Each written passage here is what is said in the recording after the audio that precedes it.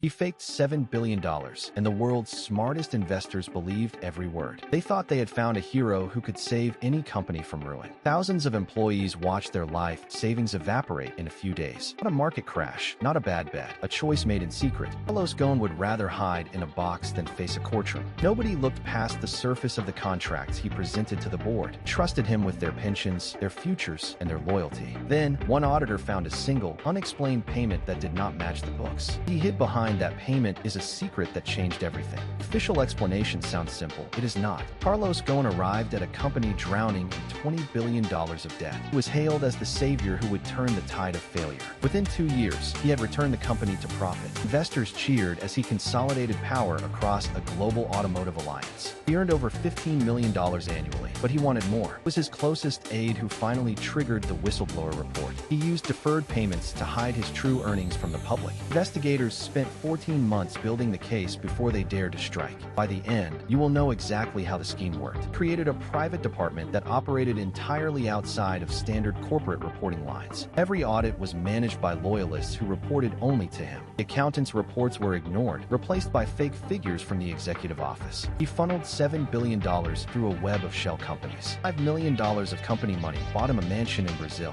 The intern saw the ghost companies, but he was told it was a matter of state security. Even his family's private jet travel was billed to the marketing department. That money was supposed to fund car launches, not family vacations across the globe. Board members were kept in the dark, believing the revival plan was pure. Plan was a myth, designed to protect his godlike status. Kenichi watched his research budget vanish while executive bonuses soared to the sky. Thousands of workers were laid off to hide the holes in the company ledger. Yuki lost his pension benefits when the company restructured for its own survival. He had given 30 years to the company, only to be discarded in a day. While workers faced poverty, Ghosn threw a $500,000 wedding party. $10 billion of market value simply vanished into the hands of a few. Trust among 130,000 employees was shattered forever. People who built the cars carried the weight of his greed. In 2015, an audit flagged the corruption, but he suppressed the report, told anyone who questioned him that they were being disloyal to the mission. He used a global savior narrative to shield himself from any oversight. His aide, Greg Kelly, was convicted for his role in the cover-up in 2022. Ghosn remains a fugitive in Lebanon, where he is safe from extradition. He kept the life he stole, but he lost his freedom to ever return.